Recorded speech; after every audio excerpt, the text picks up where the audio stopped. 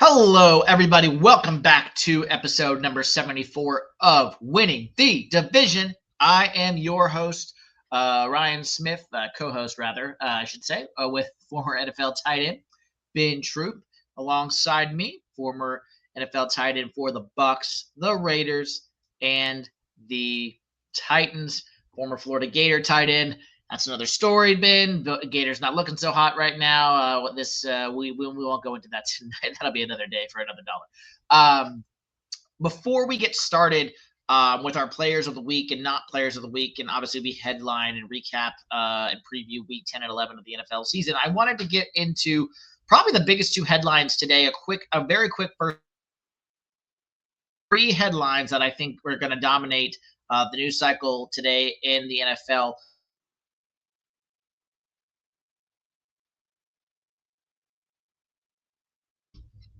There we go. Okay. Here are the three headlines that I think was dominating the headlines here. Giants firing head coach Brian Daboll today. Joe Shane will remain as the general manager. Headline number one. Headline number two. Jets quarterback, receiver rather, Garrett Wilson to miss 3 to 4 weeks with a knee injury. And then finally, Joe Burrow back in practice in a limited capacity, eyeing Thanksgiving Day for his return to the Cincinnati Bengals. So your thoughts on those three major headlines this evening? Well, Coach Daboll was obviously expected, right? I mean, we knew this was going to happen. Everybody thought because Jackson Dart got the start that it was going to save him. But this is a culmination of what he hasn't done over the last 4 years. I mean, Saquon Barkley, gone. See what he's doing for Philly. Daniel Jones, gone. You see what he's doing for Indy. You got three quarterbacks: Jameis Winston, Russell Wilson. Obviously, you got Jackson Dart. When Jackson Dart goes out and Russell Wilson comes in, you see why. Russell Wilson is a backup right now. So Brian Daboll knows that his days were very numbered in New York, and they finally went ahead and pulled the plug. I guess they're trying to salvage whatever they can with that locker room right now. I mean, it's kind of a weird. We knew it was going to happen, but kind of like the timing of it is weird. Maybe because it's been like 4 games this year that they've been leading, either going into the third quarter or to the fourth quarter, and they lost. That happened this Sunday. So they were like, Daboll, your messaging, your presence, your mentality is not working here in the Meadowlands, so they got to move on. Yeah. Garrett Wilson is going to hurt. I mean, I think that Justin Fields had 54 passing yards. It was ugly for the passing game on Sunday. They still got the win. That's for reasons we'll get to outside of Justin Fields, but Garrett Wilson, I mean, I think him and Sauce Gardner was in the same draft, both went in the first round. I mean, obviously they paid them both in this last offseason. Obviously, Sauce Gardner has moved on to the Colts, but we hope that Garrett Wilson does what he need to do to get his knee right. Joe Burrow, you're talking about this wouldn't be significant if the Bengals didn't still have an outside shot. Correct. To make the playoffs. That's why I said it. But they do. I mean, Pittsburgh, unless something just happens different, DK Metcalf is a mess. Aaron Rodgers is old. TJ Watt is a sack and a half away from tying his brother or breaking his brother's record. But, yeah, it's going to be – this Pittsburgh Steelers team is not the team. But since Lamar Jackson has came back, they're 3-0. And they're trying to go on a crazy run. But with Joe Cool back, so you got Joe and Joe. You got Joe Flacco. You got Joe Cool. And Joe Cool, he's going to be back, you say, around Thanksgiving. If they're still in it, he's going to have a shot to go out there and go on a crazy run because the season ends in 2026. I think the last game was like the first week of January or something like that. But, yeah, man, big-time headlines. All right, well, let's get into now the players and not players of the week here in week 10 of the NFL, where we have reached the official halfway point. Now we are in the second half of the season. I'll go first. My MVP frontrunner at this point has to be Matthew Stafford, quarterback of the LA Rams, 42-26 victory over the San Francisco 49ers to go to 7-2 on the season. Stafford with 4 touchdowns yesterday, 280 yards passing, 24 of 36. He has 2 interceptions on the season, Ben. I mean, that is ridiculous through 10 games of play.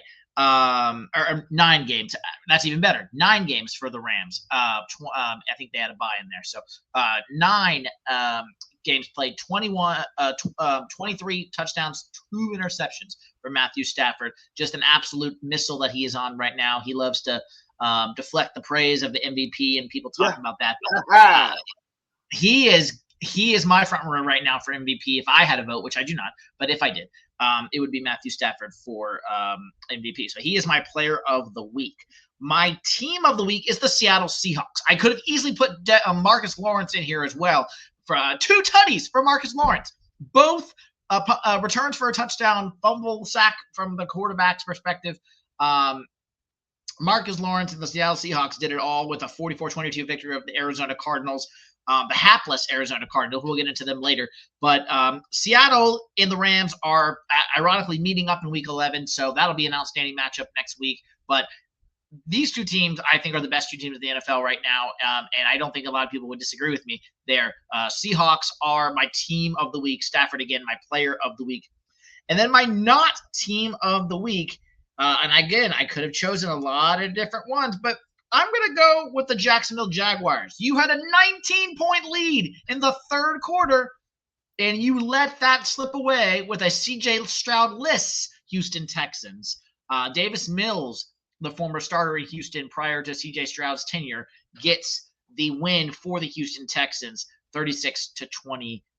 So that is my not team of the week is the Jacksonville Jaguars. Wow, I mean, like your list. My players of the week. I just chose one, but you're welcome. Number one, Tua Tagovailoa. Tua went off, literally went off on the Bills. The Dolphins look like the Bills were supposed to look, and the Bills look like the Dolphins were supposed to look. So I got to give Tua as much flack as I give Tua on here. I got to show him love when he goes out there and gets it done. But my second player of the week is the real MVP, and that is Jonathan Taylor. Jonathan Taylor is everything for that offense. I mean, 244 yards rushing, 3 touchdowns, including the game winner. 244. He's still running. Whether it's over the pond in Germany or wherever they were, in the States, Jonathan Taylor. I'm not even going to give it to an individual player. My not teams of the week is actually a game. That monstrosity we saw with the Raiders in Denver, that was awful. To have to watch that game. Way back on Thursday Night Football, yes. But Smitty, I'm like, what is going on? Like, does anybody want to make a play? This was awful. It was an ugly game, and we had to sit there and watch it. So that is my not teams of the week. But my unit of the week would be the Jet special teams. That is my unit of the week because I think they got 2 special team touchdowns in a matter of like 30-something seconds. And that was the difference in the game because wasn't a lot of offense, wasn't a lot of passing as we discussed. But the Jet special teams, punt return for a touchdown, kick return for a touchdown. Jonathan Taylor, Tua is my players of the week. My not teams of the week will be the Las Vegas Raiders and the Denver Broncos. And like I said, my unit of the week is the Jets special teams. Okay. That is a good list as well. Let's get into now our next segment here, the recap for Week 10 of the NFL season. Before we hit Week 11, we must recap the games from this week. One game left, Monday Night Football in Lambeau, where I was at last week for the Rico Dowdle show. We'll get into the Panthers later.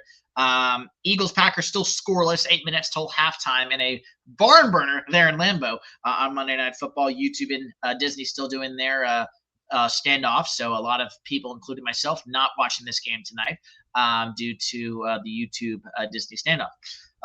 But that is neither here or there. You don't want to hear me gripe about that for those of you who have other options rather than YouTube TV and are still watching the game. So I will get on with it. Thank you for letting me know. Thursday Night Football, we saw the Denver Broncos get a 10-7 victory over the Las Vegas Raiders for their 8th win on the season. Ben, like you said, not a lot going on in this game, just awful in a lot of aspects in this game. But thoughts on the Denver Broncos emerging victorious on Thursday Night Football? I mean, don't look now, but the Denver Broncos are 8-2. I mean, they've only lost 2 games. This was their ugliest win of the season. I'm gonna start with them. I'm gonna start with the Raiders, who are 2-7. Geno Smith, 16 to 26, 143 yards, 1 pick. Ashton Jeanty, 19 for 61 touchdown. Brock Bowers was pedestrian. Brock Bowers had 1 catch for 31 yards. Obviously, Tyler Lockett, blast from the pass, 5 catches. If the guy that just got there leads your team in catches and yards, even though Jacoby Myers had moved on to the Jacksonville Jaguars, this game was ugly. Bo Nix, 16 to 28, 150 yards, 1 touchdown, 2 picks. J.K. Dobbins, 18 for 77. Pat Bryant, 1 for 43. Troy Franklin, 5 for 40. This came down to who want to make a play, and it wasn't a lot of plays going around. It wasn't. I saw more people talking trash on X than I've seen in a long time going, what is this? Like, what is this monstrosity? Yes, the better team won, but if you are the Raiders, you got to be asking yourself, is the Pete Carroll project working? Is the Geno Smith project working? Because that one we can assure is no. The second one, no. Pete Carroll. Well, here's the thing, Spitty, because everybody wants to talk about how bad the Titans are, and they are. Everybody want to talk about how bad the Browns are, and the Jets are, and they are, right? No one's really talking about how awful the Raiders are, because that's how long the Raiders have been bad.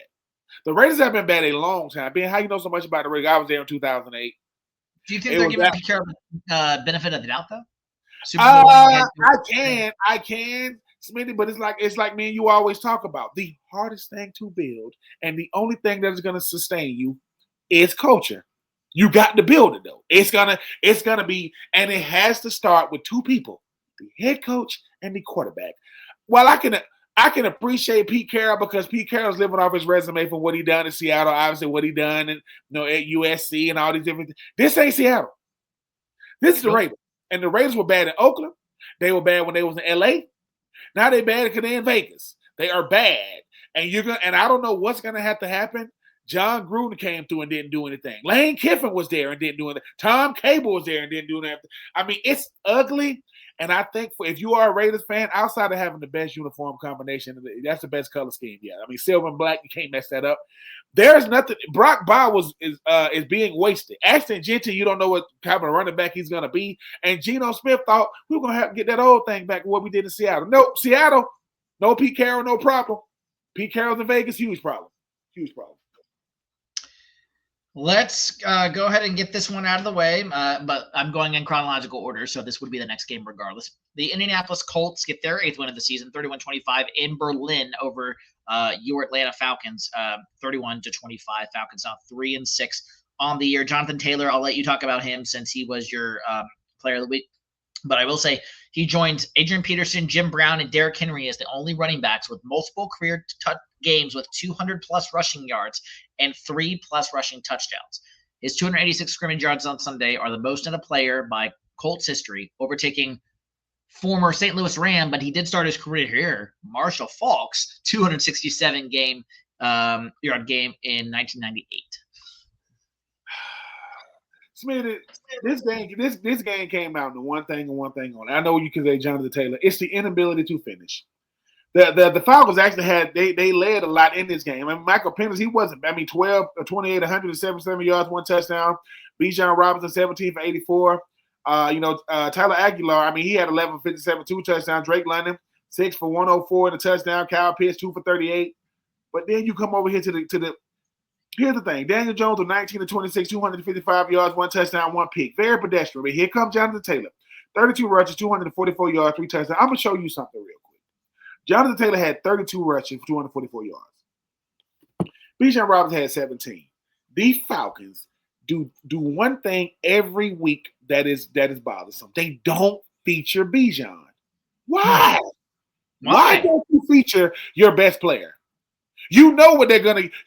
Now. Does the Colts have a better supporting cast? Than the Falcons. Yeah, with Tyler Warren and Downs and Pittman. But they're gonna feature. They're gonna feature Jonathan Taylor. So, and Raheem Morris. I'm gonna keep saying this. You might be a great motivational speaker. You might be great at a TED talk. You might be great at a presentation or a PowerPoint presentation. Coaching football. I don't know, because once again, Smitty, I was in Tampa when he went from the DB. He went from the DB coach to the defensive coordinator to the head coach, and obviously he was able to coach under. He was a He was a position coach over here with the Falcons. I just don't know. Michael Penix's numbers, for those who have a lot to say about Michael Penix, his first 10 games in the NFL is almost identical to Matt Ryan's first 10 games in the NFL. I'm not saying that's going to mean anything, but they have identical numbers. Michael Penix is still essentially a rookie. This is only 10 games in the National Football League. It ain't going to be because of Michael Penix right now. You're going to have to find a way to win in spite of him, not because of him. But shout out to the coach. Listen, good teams win because they make good decisions with their good players, and bad teams lose because they make bad decisions with okay players. Same old Falcons, even over the pond, across the pond. Well, those Falcons will be taking on my Carolina Panthers next week in Atlanta. Critical NFC South showdown next week, which we'll get into the previews. But the New Orleans Saints shocked my Panthers 17-7 in Charlotte, getting their second win of the year. Panthers dropped to 5-5, which for those of you who follow me and know that I'm a Panthers fan, I actually predicted us being 5-5. I just predicted us to beat the Saints and lose to the Packers, not the other way around. So I predicted the 5-5. It just was not this way. It was Panthers frankly laying an egg. Their sixth game of the year with 7 or fewer points in the first half. Carolina is 2-15 when Bryce Young starts at quarterback and has less than 70 yards in the first half in his career. Now, Ben, I will just, before we talk about a little bit of this offline, I'll just say this. Ike Ekwonu, Panthers left tackle. Derek Brown, defensive tackle, team captain. Nick Scorton, second-round rookie from Texas A&M, who's starting to come alive. He had probably his best game as a pro against the Saints, and their right tackle, Fluwagi, over there on the right hand. I can't pronounce his name. Anyway, all those guys essentially said, Coach Canales called out the team multiple times this past week for not having good days of practice that were stacking on top of each other. And that ended up coming out on game day. And so these players essentially said they got to the building on Sunday, and it just the vibes felt a little off. They felt just not normal, is kind of how they said. So as a former player, as someone who was played in the league, my question to you is this, and then I'll let you take it. Because Canales was asked today about these comments that these players said, and he gave some, he said he reminded the team about the practices throughout the week and how they didn't have good days and they needed to not let that linger, blah blah blah. Here's my question though: is that a reflection on Canales himself? Is that a reflection on the players themselves looking, thinking one win in Lambeau is all of a sudden things that they've arrived? Like, is it a combination of both? Like, what is what as someone who played in the league, what is the reason that the players would say something like that? Am I making too big of a deal of it, or is it pretty simple?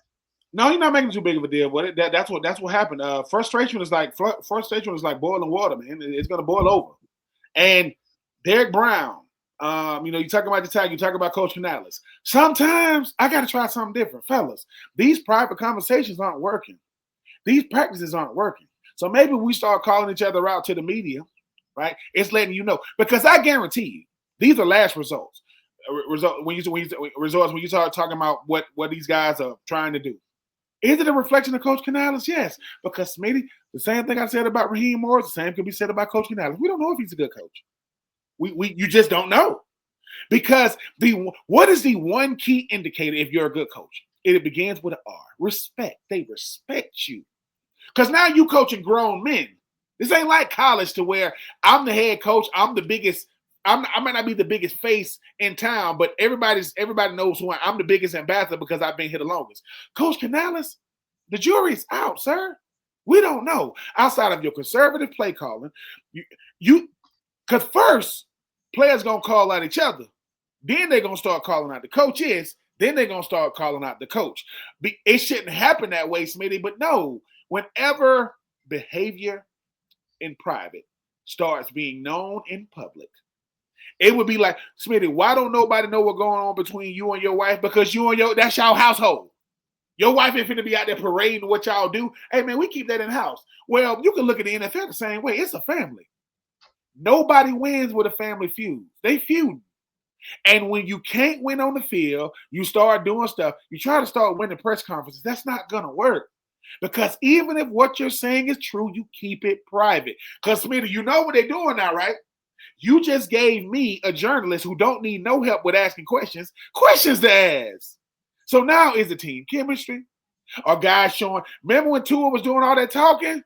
Yeah. Somebody like, dude, be quiet. Be quiet. Just go play. So I am not saying that you don't get frustrated. I am not saying these type of situations don't happen. I'm saying we got to keep it under wraps. A coach can say whatever he wants. Canales, they the coach, man. He gets interviewed every day. It's a part of his job. Right. But Canales is searching for something to hold on to because this is the same team that dominated the Falcons, that beat Green Bay at Green Bay, and beat the Dallas Cowboys with an up-tempo offense. All of a sudden, because Canales, know this. It's okay for you to call guys out, but you better be good at what you do. And right now, I know that Bryce ain't playing well, but you conservative. You are very conservative in the play calling, but I just think it happens, Smitty, because teams that have postseason aspirations, and we 5-5 after 10 games, still got 7 games to go. We want to make sure these next 7, we putting our best foot forward. We still got a shot. We still in this thing. Yep. And that's the crazy part. Most teams, I mean, the Falcons. Well, it's now a must-win game against the Falcons, which we'll get there. But the other thing I wanted to say really quick, because you brought up Bryce Young. I was going to go here later, but in the later, but you brought it up. And for those of you saying I spend too much time on the Panthers, you're right. I am a Panthers homer. But this will be quick. Josh Norris from Underdog, he tweeted this out today. I'm going to read exactly what he said. And I want, as a former player, as someone who watches the Panthers as well, tell me if he nails this. So what's going on with the Panthers' vertical passing game? Here's part of the issue. Through 10 weeks, someone, Bryce Young, Dave Canales, or both, is unwilling to throw downfield. Weeks 8 to 18 last season, Bryce Young ranked in the Panthers passing game on 20-plus throws, ranked 6th in attempt percentage, 2nd in adjust completion percentage, 2nd in big-time throw rates behind Justin Herbert only in total big-time throws.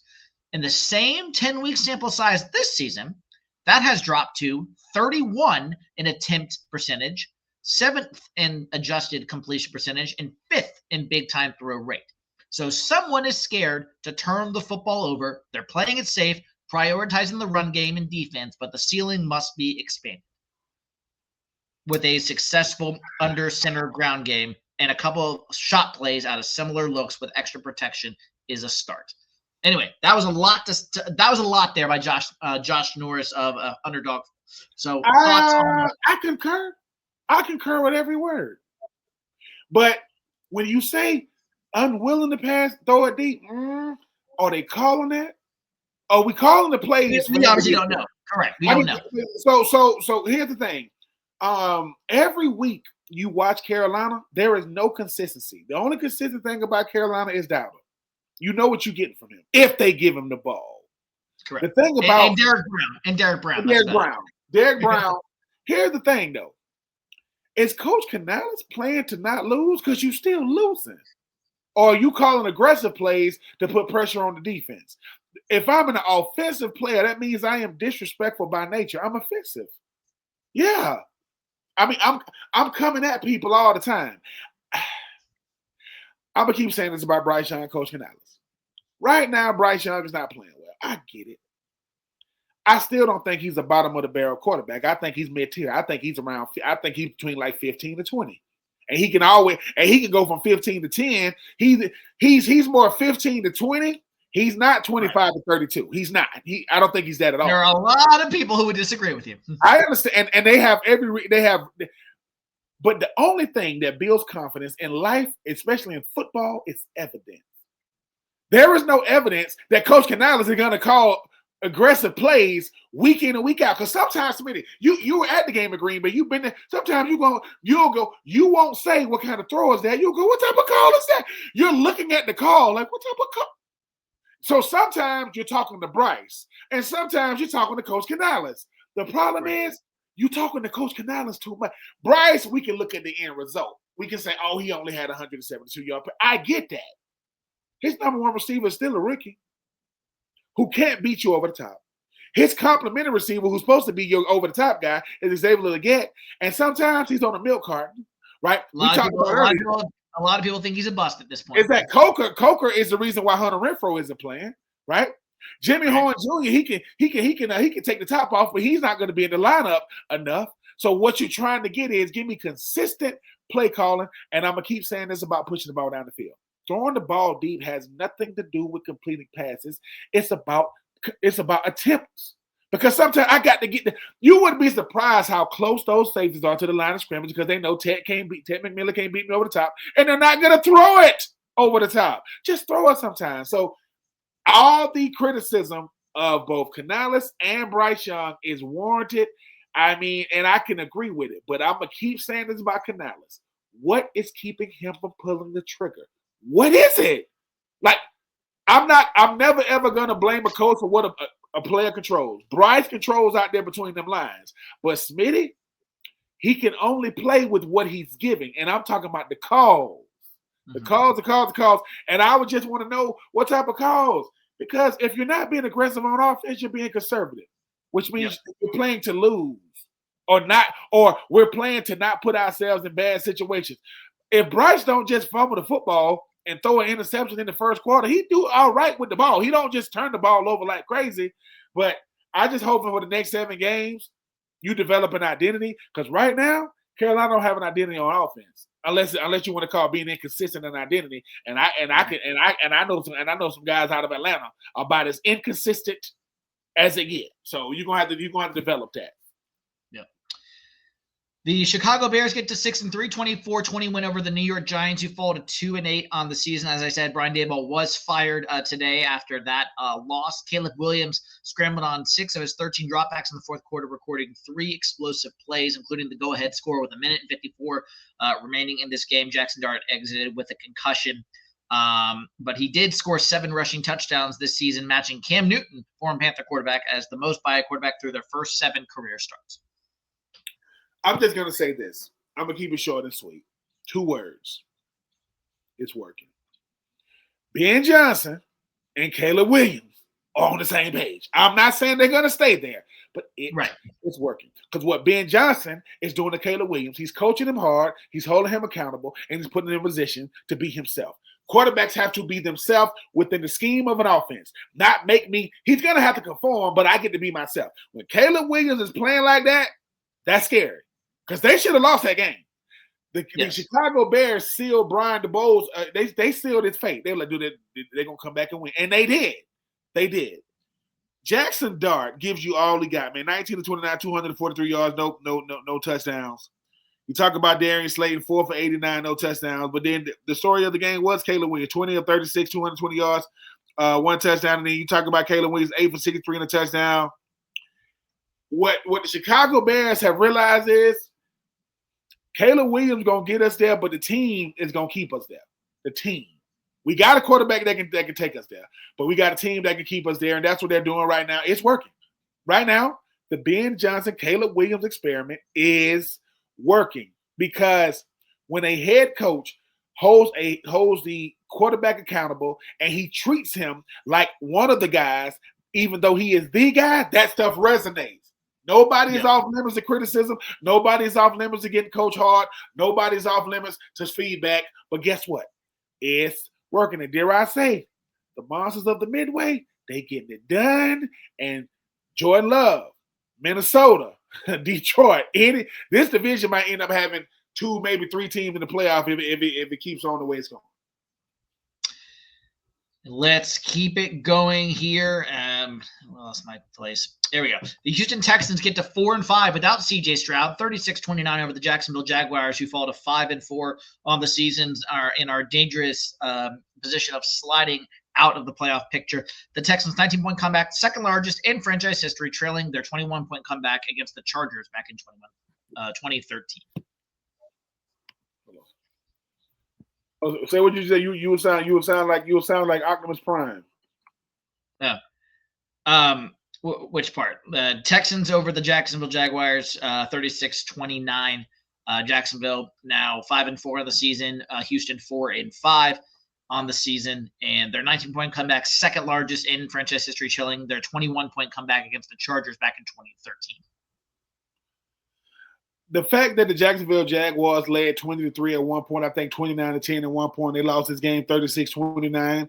And Davis Mills was a freaking quarterback, and C.J. Stroud didn't play. This is an indictment on the Jacksonville Jaguars, and this got to give you all the motivation you need if you are the Houston Texans. D'Amico Ryans has been doing an incredible job the last 2 weeks. Danielle Hunter and Will Anderson might be the best tandem in the National Football League as far as like getting to the passer. You do not want those guys pinning their ears back, getting at you if you are one-dimensional. So shout out to the Houston Texans, 4-5. But everybody wants to talk about Bryce Young and Michael Penix and Justin Fields and all these quarterbacks not getting done. You want to know a quarterback not getting it done? Trevor Lawrence. Trevor Lawrence was 13-23, 158 yards, a touchdown and a pick. He had 5 rushing. He had 5 rushing for 35 yards. The Jacksonville Jaguars had a punt return for a touchdown. It doesn't matter. Parker Washington had a touchdown. It doesn't matter. He's probably going to be a first-team All-Pro. No one wants to talk about this right now, but you know what experiment is not working? That's Liam Cohen and Trevor Lawrence. What is wrong with Trevor Lawrence? Everybody, he got his money. He hasn't been. He wasn't the same before his money. He's definitely not the same now. But yeah, I don't know. If you are the Jacksonville Jaguars right now, Travis Hunter will only come back if they're in a potential to either win their division or go to the playoffs. If they're not in contention, he's going to spend the rest of the year on IR. You have no reason to bring him back. But when he does come back in either the end of 2025 or 2026 meeting, what is he coming back to? They don't feature him. His best game as a pro wasn't even in America. It was across the pond. I'm just saying. It was. So I think for the Jaguars got a Trevor Lawrence problem. And because he makes the same amount as Josh Allen, I'm going to say that again. Trevor Lawrence makes the same amount of money as Josh Allen. So I'm just telling you, Smitty, sometimes it is the quarterback and you can see it. And it's definitive. And for the Jags, it is Trevor Lawrence. Because Trayvon Walker and Josh Peoples Allen, the defensive end, they're not getting it. Is the Jaguar defense awful? Yes, especially on third down in the red zone. Is Travis Etienne playing better? Yes, Travis Etienne is playing well. Is Parker Washington their most explosive player? Yes. But you know who's their worst player and their most inconsistent? Trevor Lawrence. It is a glaring, situation right now. It's bad.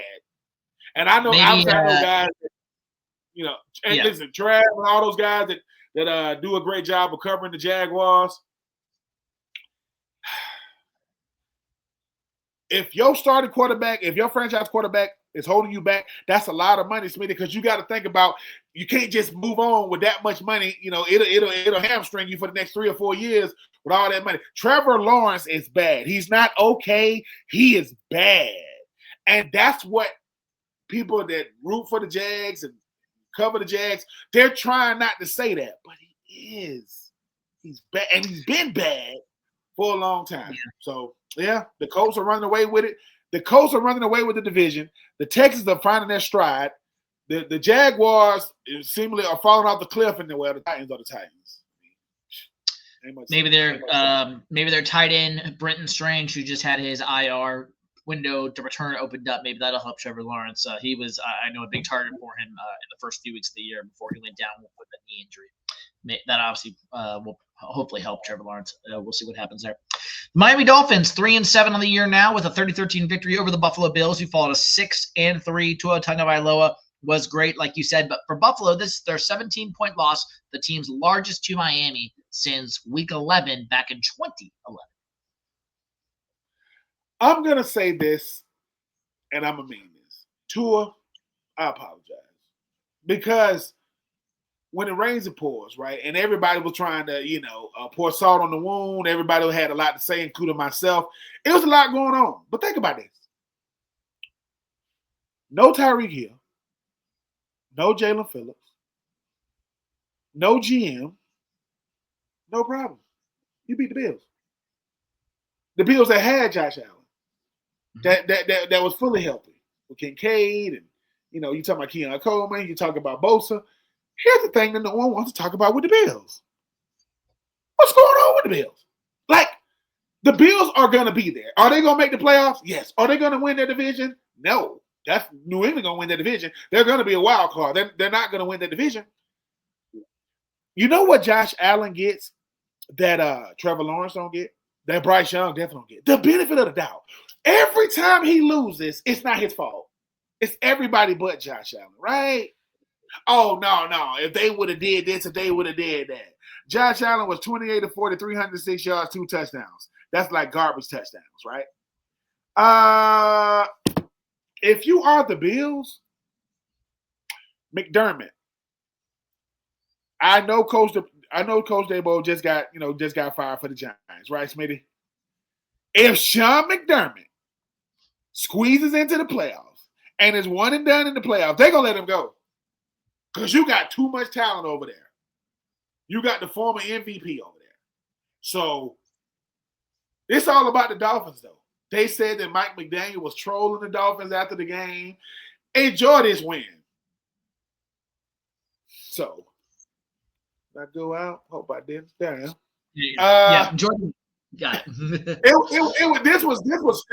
This was funny in so many ways, Smitty, and this is why. The Buffalo Bills think they're better than what they are. The Buffalo Bills, they're a good team. They're not a great team. They're not great. They're good. But hey man, it's all about the fans. So go fans, man. Atlanta loses 39 to the Carolina, who then beats Buffalo. Buffalo crushes Carolina. Miami loses to Carolina after giving up a 17-point lead in the last in the second half, and then Buffalo goes on to lose to Miami. Like the league, it's a week-to-week league. That's what we like. That's what essentially it's a week-to-week league, and it's such a cliched thing to say, but it truly is a week-to-week league, and you just never know what's going to happen any given Sunday. The Baltimore Ravens, 27-19 over the Minnesota Vikings, 4-5 on the year for the Ravens. Minnesota also now 4-5 as well. J.J. McCarthy averaged 11.8 air yards per attempt against the Ravens during this game. But the longest active streak in the NFL, that would be Ravens' Dramont Jones, former Titan, has 1 or more sacks in each of his past 5 games, the longest active streak in the NFL. Jones was tied with Brian Burns entering Sunday, but he did not have a sack in Chicago, Brian Burns. Since Lamar Jackson has been back the last 3 games, they're 3-0. I mean, Lamar Jackson, he did enough. I mean, 17 to 29, 176 yards, 1 touchdown. Derrick Henry, 20 for 75, no touchdown. Zay Flowers led our receivers for the Ravens, 4 for 75. J.J. McCartney, 20 of 42, 248 yards, 1 touchdown, 2 picks. Jalen Naylor, he had 5 for 124 and a touchdown. Justin Jefferson, 4 for 37. You know what nobody wants to say right now? J.J. McCartney ain't getting it done. And no one wants to talk about it. Well, Smitty, here's the thing, right? Ask Justin Jefferson how he feels. Look at how his numbers be looking. Look at how he know he's going to draw a crowd. He's going to get a safety in the corner to that side. Justin Jefferson walked around with his arms stretched out about the whole game, either from the refs. Was he doing it to the refs, or was he doing it to JJ? Like, dude, what are you doing? Like, I'm here. Hit me when I'm open. Don't wait till I'm not open. If you are Minnesota, you're looking up at the division that's walking is walking away from you. Detroit walking away from you. Green Bay walking away from you. We just got there talking about Caleb Williams and Ben Johnson, what Chicago's doing. Like I said, people thought, oh, JJ, man, just do what Sam Darnold did. Nope. A lot of the same players, but you got a different guy at quarterback. Minnesota's in trouble, and I don't know how bad it really is. JJ's he's a good player, but I think what they thought he was going to be because of the type of team they put around him. The team is one thing, the quarterback is everything. And JJ, he's gonna have to figure it out because the NFC North is not the division you want to have an okay quarterback play. When you looking up at that go Caleb, that go, you know what I'm saying, that go Jared, right? And that go Jordan. So JJ, you better get it together because this division is crazy good. We will go to the Jets. Not as enthusiastic as I was on a couple podcasts ago. I'll simmer down here, but the second win of the season for the Jets, Jets, 27-20 over the Cleveland Browns. New York Jets 2-7, Browns also 2-7. Will McDonald recording 9 pressures on 38 rushes against the Browns. Smitty, Will McDonald may be a player you want to keep your eye on, because if they're not going to trade him now. He had 4 sacks on he had 9 rushes. Hurries. He had 4 sacks. This came down to 2 words: special teams. Aaron Glenn got his second win as a head coach. He had a punt return. He had a kick return for a touchdown. Had a punt return for a touchdown. This is after he traded Sauce Gardner, and they still win the game. Now, Justin Fields, 6 of 11, 54 yards, a touchdown and a pick. Breece Hall, 21 rushes, 83 yards. Breece Hall also had 1 catch, 42 yards, and a touchdown. Browns, Coach Kevin Stefanski. Why would you play Shedeur? I'm really asking. Dylan Gabriel, 17 to 32, 167 yards, 2 touchdowns. That's a lot of throws for 167 yards. Jared Judy had 6 catches, 78 yards. Harold Fannin Jr. had 4 for 44. David Njoku had 2 catches, 21 yards, and a touchdown. The Browns are going to be bottom feeders for this reason. You got 2 quarterbacks in the same draft, one in the 3rd round, one in the 5th round. You are afraid to play the 5th round, and you started a 40-year-old who's now over with the Cincinnati Bengals. You had another guy in Kenny Pickett who you traded before the season. Why won't Kevin Stefanski play Shedeur? You know why? Because if Shedeur starts outplaying Dylan Gabriel, they're not going to go back to Dylan Gabriel. You're probably going to try to trade Dylan Gabriel in the offseason, and you're going to make yourself look crazy. Well, guess what? RG3 got drafted the same year as Kirk Cousins. Who had a better career? That was Kirk. Look, you got 2 because 2 is better than 1, but you got to pick one. And right now, I don't know if it's Dylan Gabriel. I'm not saying it won't be him, but Dylan Gabriel, you're giving him a shot. Give Shedeur a shot. That's called being petty. That's why you don't win games. And people tell me Kevin Stefanski is a good coach. Based off of what? 1 year when he had Baker Mayfield, they went to the playoffs and beat up on Pittsburgh? No. From the owner to the president to the GM to the head coach, I don't know what's going on with Cleveland. It ain't Cincinnati, but it ain't far from. They're gonna have to figure out a way, because that locker room was already lost. What was the defensive tackle, Smitty, that you said you wanted out of Michigan that went to Cleveland? That would be Mason Graham. I heard a lot from him, and it's not because he ain't a good player, it's because he's playing for a Cleveland Browns team and defense that doesn't really have a lot to go off of. But I don't know, that situation with Shedeur. Look, Dylan Gabriel ain't did nothing wrong. I just think that Shedeur should get a shot to go out there and play. I don't know why he's not. If everybody got something to say about Shedeur Sanders, you don't know the type of person Shedeur Sanders is. You don't know him personally. He is the son of Deion Sanders, and he's very brash. He's very bold. He's very confident. But he can play football. He just needs a shot in Cleveland, and I don't think he's going to get one, unfortunately. The game of the day, in my opinion, 28-23, the New England Patriots shock, in my opinion, the Tampa Bay Buccaneers. Tampa Bay falls to 6-3. New England now 8-2 on the year. I will admit this team is better than I gave them credit for. Buccaneers 1-5 versus the Patriots since 2001. Tampa's only win against New England came, ironically, was when Tom Brady was New England, the Tampa Bay starter against New England. So that's a little funny stuff for you. Well, I will say this: Tom Brady did say he was going for the Bucs in this game. Surprise, surprise. He said, I'm going for the Bucs in this game, even though the New England Patriots won the game. Drake May is a MVP frontrunner. 16-31, 270 yards, 2 touchdowns, and a pick. Travion Henderson, rookie out of Ohio State, 14 rushes, 147 yards, 2 touchdowns. He's nice. Mac Hollins, Mr. Don't Like to Wear Shoes himself, 6 catches, 106 yards. Kyle Williams had 1 catch, 72 yards. Stephon Diggs had 5 for 46 and a touchdown. Baker Mayfield will give you all he got, man. 28-43, 273 yards, 3 touchdowns. Really, really good game. And Emeka Egbuka, 6 for 115 and a touchdown. That rookie is just not looking like a rookie again. Cade Iden, 9 for 82. And you had Ted Johnson, 4 for 42. This was a really, really good game. Some people saying, could this be a Super Bowl preview? I don't think the Bucs are going to the Super Bowl, and I don't think the Patriots are going to the Super Bowl, but it was a really, really good game. Mike Vrabel's entire aura, mentality is on that team already. The way they play football Stephon Diggs, the way he plays football, he understanding that he's a veteran leader of that. Others, Travion Henderson, as I mentioned, as a rookie, already started putting in, some quality reps, giving you some some big time production. And Drake May, Mr. Cool under pressure, who's already beat Josh Allen, who got to play him again. But really, really good game. But like I say, the Bucks are 6-3, and the New England Patriots are 8-2, tops in the AFC East division right now. Looking like outside of the Colts, man, really, really, the Colts still look like the best team in the division. I mean, the best team in the AFC, even though I got New England right behind them, and the 8-2 Broncos right behind them. But great game, as you mentioned, great game. The Seattle Seahawks doubled up the Arizona Cardinals, literally 44-22. Seattle now 7-2 on the year, and Arizona falling to 3-6. As I said earlier, my player of the week could have been my second player of the week, but I just decided to put him out as my team of the week. DeMarcus Lawrence, first player in NFL history with multiple defensive fumble return touchdowns of 20-plus yards in a single game. And in fact, it was the same Seahawks player, whose name is not on my mind right now, who also caused the fumble for DeMarcus Lawrence to get the recovery and return it for the touchdown.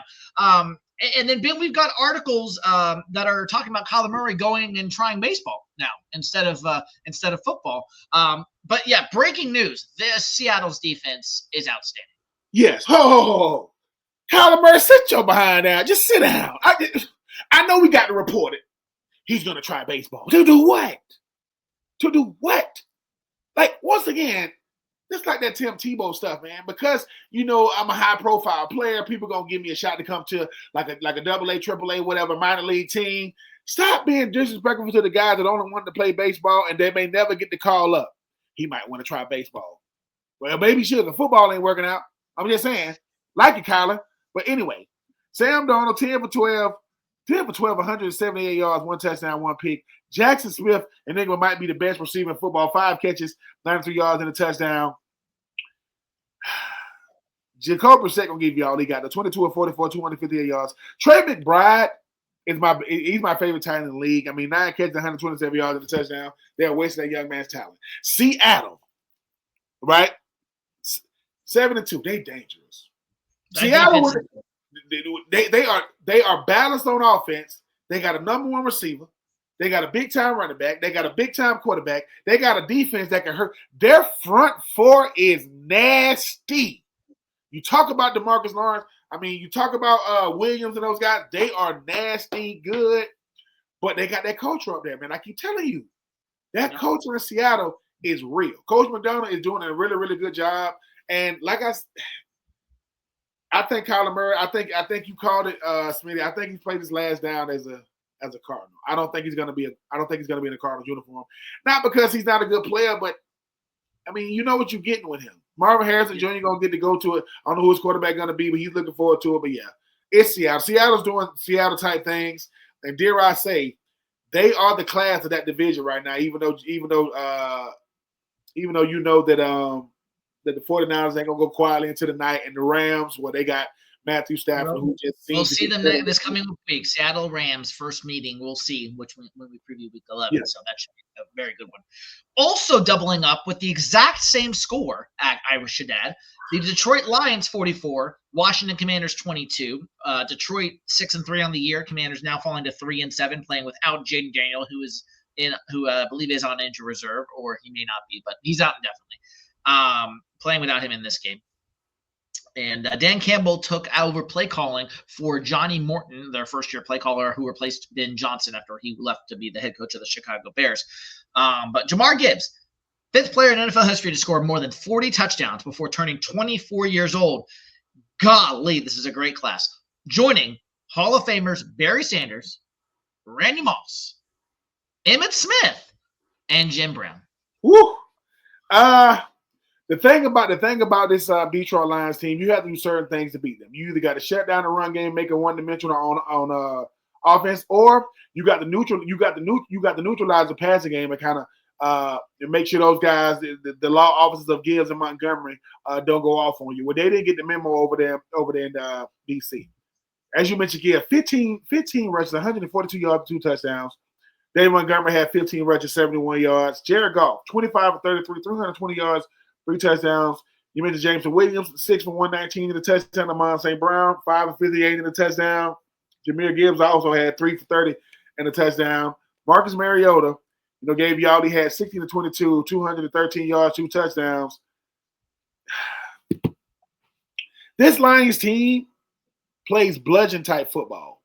They want to run the football, and they want to open it up for the passing game, which they did.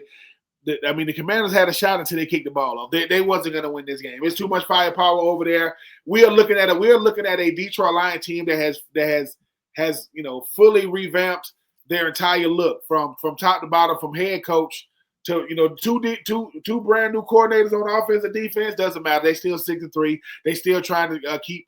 They still trying to make sure they're the tie division with the Bears. In Minnesota, and obviously Jordan Love will come let them know we ain't going nowhere. 40 touchdowns before you turn 24. This is the same young man. He's from Georgia, got recruited by Georgia Tech. They didn't know what to do with him because they didn't want to give him the ball, so he ended up at Alabama Crimson Tide. You didn't know what to do with a player like that.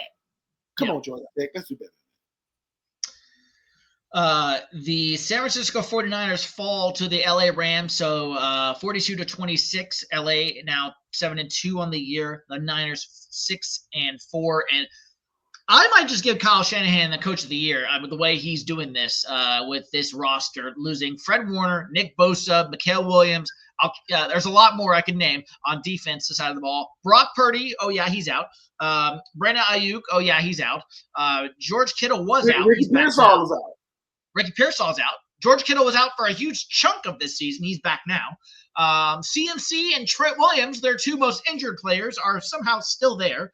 And really, they're the two keeping this train afloat, if you will. But Mac Jones has played pretty well despite having to start here. And I think he's making himself some money for 2026 for sure. But Matthew Stafford, as I said, 4 more touchdown passes and no interceptions in each of his past 3 games. Only Dan Marino and Peyton Manning have a longer streak with 4 more passing touchdowns and no interceptions since the 1970 merger. So great company there for Matthew Stafford. Matthew Stafford has solidified himself as a future Hall of Famer for how he plays, no matter where he plays. He did these type of things over there in Detroit. Now he's over here. Him and Sean McVay are a match made in heaven. As you mentioned, 24, 36, 280 yards, 4 touchdowns. Devontae Adams, 6 catches, 77 yards in the touchdown. Puka Nacua, 5 for 64 in the touchdown. Kobe Parkinson, 4 for 41 in the touchdown. And obviously you had Davis Allen, the tight end, 2 for 8 and a touchdown. Kyron Williams had 14 rushes, 73 yards, 2 touchdowns. They beat up on the 49ers. I mean, Mac Jones, 33 or 39, 319 yards, 3 touchdowns and a pick. George Kittle, 9 for 84 in the touchdown. Juwan Jennings, 6 for 71 in the touchdown. Christian McCaffrey, 8 for 63. San Francisco is probably not going to get into the playoffs because I think Seattle and the Rams are definitely going to get in. But I do agree with you. Kyle Shanahan this is his best coaching job. He's done an incredible job he's been the walking wounded 2 years in a row. It's pick who you want. Fred Warner, as you mentioned, you talk about guys is out for the year. Ricky Pearsall, Brandon Ayuk. I mean, the list just goes on, but they find a way to be competitive. Don't always get the win, but very competitive game. They just ran into a buzzsaw with a Rams team that's definitely looking like the class of that NFC West right now. And on Sunday Night Football, it was the Los Angeles Chargers winning 25-10 over the Pittsburgh Steelers. Chargers 7-3 on the year. Pittsburgh falling to 5-4. Keenan Allen, 2 catches for 19 yards, but was good enough to surpass Hall of Famer Antonio Gates for the most in Chargers history with 956 receptions. And Ben, I don't know if you knew this, Aaron Rodgers now is winless all time still against Jim Harbaugh in his career. Well, I mean, this was 2 teams going in 2 totally different directions. I mean, Harbaugh 7-3. I mean, the Pittsburgh 5-4. Aaron Rodgers 16-31, 161 yards, 1 touchdown, 2 picks. DK Metcalf 3 for 35. Roman Wilson 2 for 35. This is all about the Chargers, though. Justin Herbert 20-33, 220 yards, 1 touchdown. You mentioned McClunky had 4 for 107 the touchdown. And Keenan Allen. Congratulations, man. Congratulations on becoming an all-time leading receiver for catches, and I think even yards for the Los Angeles Chargers. Antonio Gates had all 3. He had catches, he had yards. Now, I don't think you'll catch Antonio Gates the touchdowns. Antonio Gates have the most touchdowns, not just in Chargers history, but tight end history. but it couldn't happen to a better player, a better teammate, a better ambassador for the Chargers than Keenan Allen. That boy's from North Carolina. He went to college in Cal and got drafted. So California has adopted him as a son since he's been there in Cal and been with the Chargers. It's been 1 year out there with Chicago and came back to break that record. But I feel great for the Chargers team. They're going to be a hard out. I mean, Derwin James and company, do I think that was a pass interference on DK Metcalf once? Absolutely. DK Metcalf needs to spend more time trying to get over the less time having temper tantrums. That game was ugly last night. They dominated Pittsburgh. They really did. If you can take DK Metcalf out of the game, sometimes you forget that Jalen Ramsey is even on defense. Joey Porter Jr. is not a lockdown cornerback. TJ Watt is still getting sacks, and Pittsburgh is going to go 8-9. They're going to go 9-8 and not make the playoffs. So Mike Tomlin is going to keep his, never have a losing season, and they're not going to make the playoffs. But shout out to the Chargers. Harbaugh, say what you want about him, whether he got on his Lululemons or he got his little weird little tactics or whatever he used to do in Michigan. He won at Michigan. He won in San Francisco. Now he's winning with the Chargers. And then a barn burner in Lambeau. It is 0-0 at halftime. I kid you not. It is 0-0 in Lambeau. Jalen Hurts, 48 passing yards. Love, 39 passing yards. Barkley, 33 rushing yards. Josh Jacobs, 38 rushing yards. Not much to say there, Ben. Scoreless at halftime. I think a fumble recovered by the Eagles. Jordan Love got sacked and fumbled. I believe the Eagles fumbled. We'll go ahead and preview Week 11. But an ugly game on Monday Night Football there in Lambeau between the Packers and the Eagles. We'll see what happens there. To close it out as we do every week, let's preview the week up to come here in the NFL season. That would be Week 11, top 5 games to watch, plus our toilet bowl as well for your bloating pressure. Primetime games for those who rely on this podcast to give you what you want, give the people what they want. Patriots, Jets, Thursday Night Football on Amazon. Sunday Night Football is Lions, Eagles on NBC. And then Monday Night Football, Cowboys, Raiders there in Las Vegas. So those are your primetime games for Week 11. Okay, my top 5 games to watch in Week 11. Number 5, give me Chargers, Jaguars there in Duval. I think, this is a critical game for both these teams. Chargers and Jaguars both looking up to people in their own divisions. They cannot let this next game slip away, as they'll be even farther behind the loser of this game. Both teams coming off. Chargers, I know, was a win, but they need this game. Jacksonville especially needs this game if they want to stay in the AFC South race with the Indianapolis Colts. So Chargers, Jaguars, number 5. Number 4 on this list, Buccaneers, Bills. Both teams coming off embarrassing losses. Want to right the ship. Both teams at 6-3. One of these teams will get to 7 wins on Sunday there in Orchard Park. Number 3 on this list. Gosh, there's a lot of good games in Week 11. Chiefs, Broncos. There in Denver. If you remember last year, this game, Ben, was a missed field goal as time expired, and the Chiefs survived in Denver. Missed a block. Actually, it was a blocked field goal. Actually, my mistake. As time expired, a blocked field goal in Denver kept the Chiefs streak alive in one-score games last season. So will that game live up to the hype like last year's did? My number 2 on this list, Seahawks, Rams. Almost made it number 1, but this is number 2. Stafford, Darnold, that defense versus the other defense versus Williams, Sweat, all those guys, DeMarcus Lawrence. Give me Seahawks, Rams, number 2 on this list. One of those teams getting to 8-2 on the year. And then Lions, Eagles, Sunday Night Football, my number 1 game of the week. I could have easily put this number 2 behind the Seahawks, Rams. I flipped a coin. I picked this one. Lions, Eagles in Philadelphia. We'll see what the Eagles do off Monday Night Football against the Packers. Obviously, currently 0-0. Could be a good game there in Eagle land on Monday night or Sunday Night Football next week. And then my toilet bowl, really there's only a couple of games to choose from, but I'm going to say the because of the records, but it may not be the worst game to watch. I'm going to go with Commanders Dolphins in Madrid, Spain, the international game, the last one of the year. Tua, he's been playing better, but both teams are still 3-7, Yeah. and so not good records for either side. They're in the toilet bowl in Madrid. First ever I NFL like game. it. I like. My number 5 game is Bucks Bills. I mean, I want to see can the Bills bounce back? Can the Bucks bounce back? Both of them coming off some ugly losses. I mean, definitely the Bills coming off an embarrassing loss. Can they bounce back? Baker Mayfield, Josh Allen. My number 4, Bears Vikings. I want to see if JJ McCartney. I mean, what he's made of when you talk about him versus Caleb Williams. And I just think that the Vikings need this win. They need to keep pace in this division, and they need to build some confidence. My number 3, Chiefs Broncos. Look up, don't look now, but the Broncos are 8-2, and the Chiefs are trying to catch the Broncos right now. Bo Nix versus Patrick Mahomes, boy. I think it's going to be a good one. My number 2 is your number 1, Lions Eagles. Jared Goff. Can you go outside and get it done? We know what y'all do in the dome. Can you go outside when the temperature's starting to change a little bit? Jared Goff and company versus Eagles. My number 1, Seattle, right?